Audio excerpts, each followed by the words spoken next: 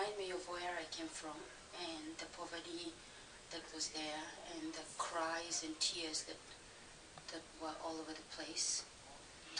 This marks beginning of an important phase in my life where I stopped smoking cigarettes after 5 years. I believe very much in individuality, and therefore I had my name there just to, everybody can see that that's my place. And I'm not afraid of who I am. I smoke medical marijuana, and so I needed people to see that. This here is just to show the haven. MC's down there. The goodness of the home, a haven, and the travels that people make. So there's 2 camels there traveling, and I always welcome people that come to my house with a smile and just give them a place to rest after a long journey in their life.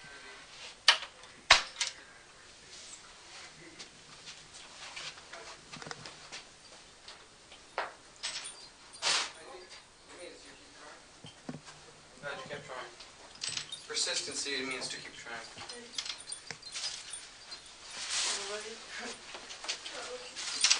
This here is my family.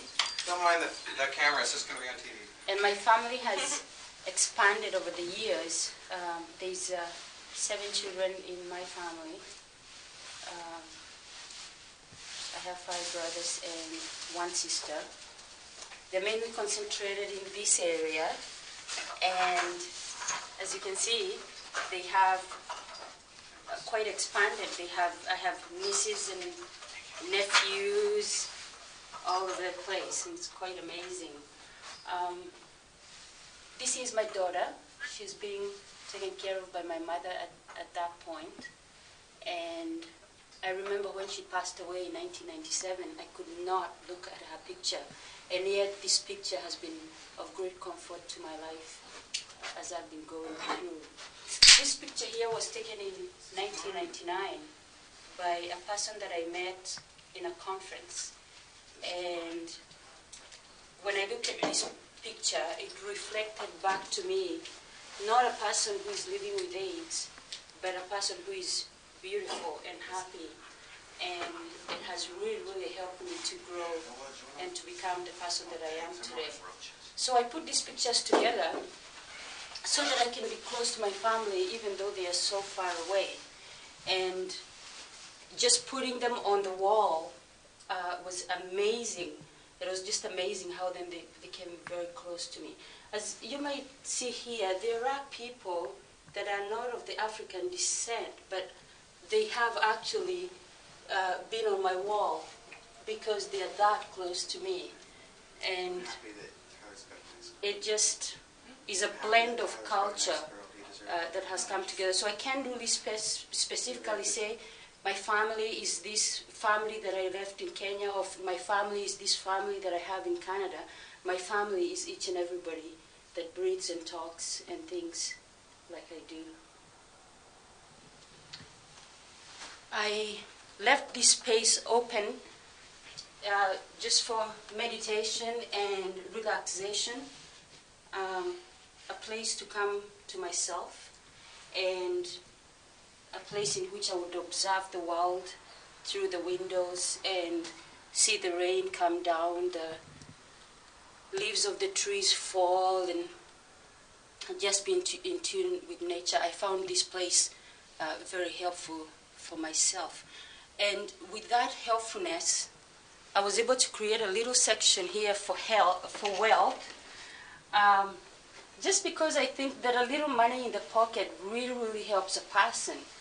Money is not everything in life, but just to have a little bit of money of some sort really sustains the life. So I had monies of all over the world in the hope that we can use the monies that we have to alleviate the needs of people in developing countries, be able to put all these monies together and solve the problems that we're facing in the world.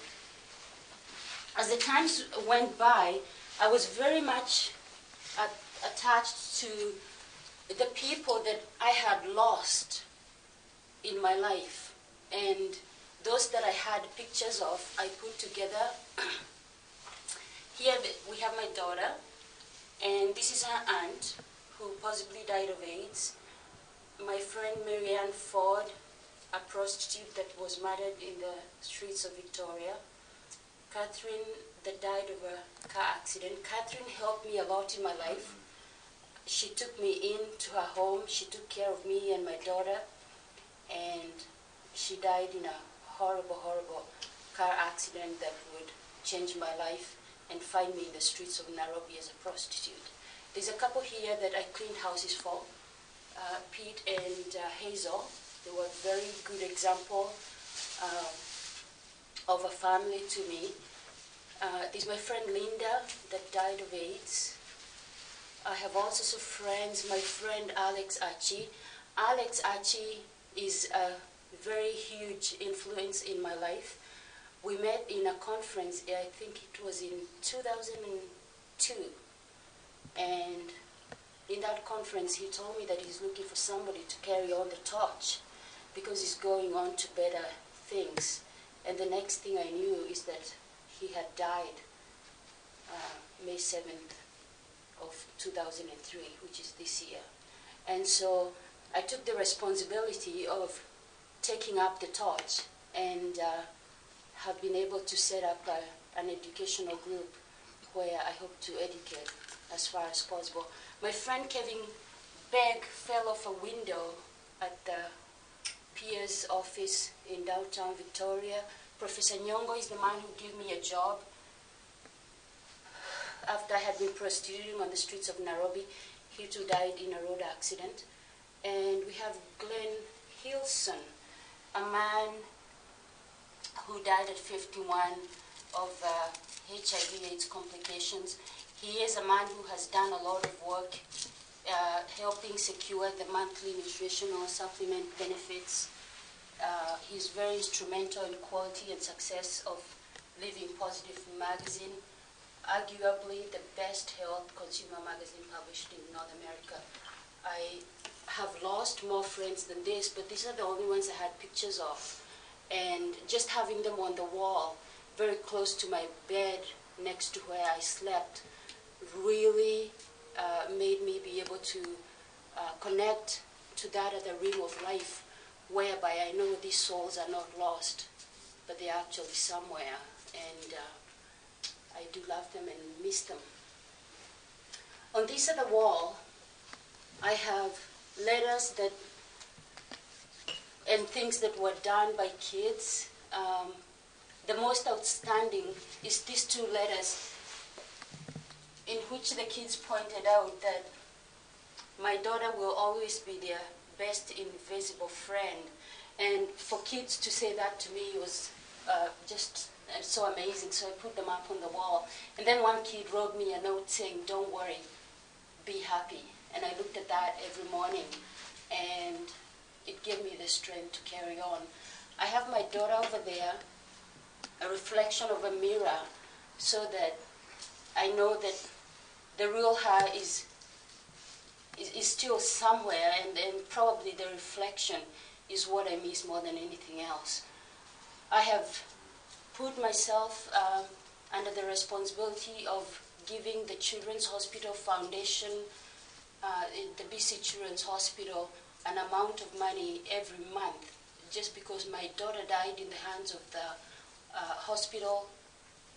She died in the hospital hands, and I tend to think that if there was more services, if there was, more equipment, that she could probably have been saved. Now, I know that a lot of children do die of penicillin reaction, even in Canada, but I hope that my little monthly payments is able to help another child. So I put that letter there, not so much to remind me that I'm giving out money every month, but to remind me that because of my child, I'm able to do good deeds in the world.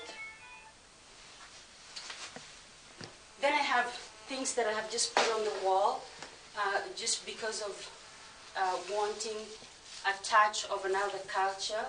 And this piece here is from India. and it's supposed to be a tablecloth or something to hang on the wall. On this section here, we have the Native American people, and the reason I have a section for this on this wall about the Native Americans is because of their similarity to the people that I grew, to the people where I come from.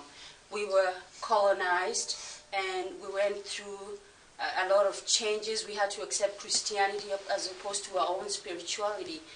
And I was quite amazed that by connecting with the native people, I was able to find my spirituality again, to believe that there is only one creator that helps us all, and to be able to merge with people of a different culture and you know, from two different lands and still be able to understand each other spiritually was the biggest gift that Canada would have ever given to me.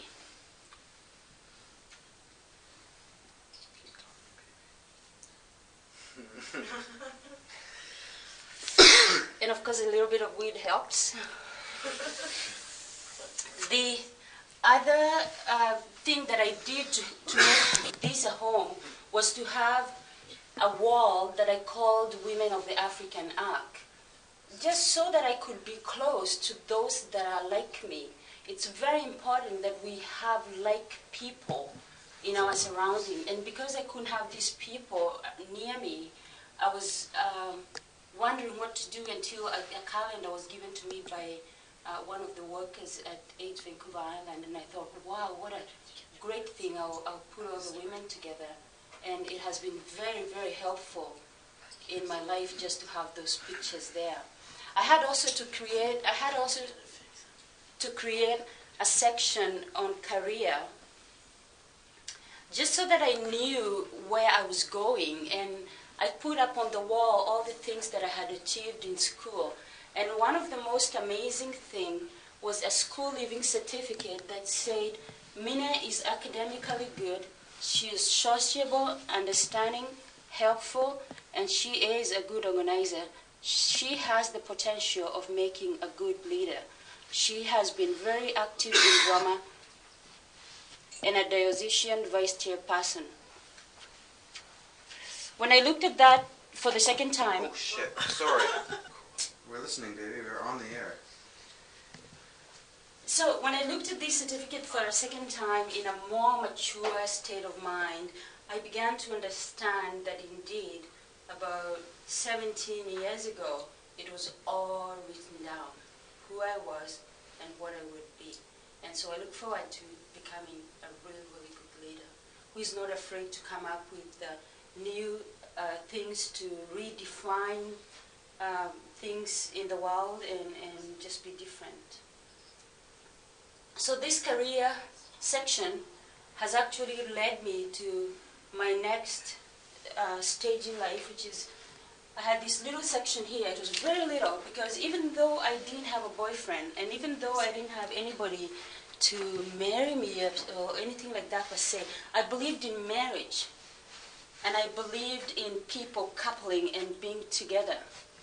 And just that flow led from the career into a marriage section, whereby I met my partner, who would partner with me in the San Fan Educational Group, and also who would partner with me in the rest of my life in making a family and all the other things that we would like to do together.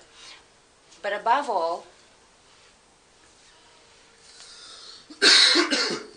is my own spirituality and what I believe in as a person.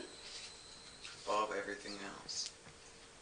I believe that I'm a light, that I'm supposed to be out there shining. I believe there is somebody out there who listens to what I have to say. I believe in the unification of the earth.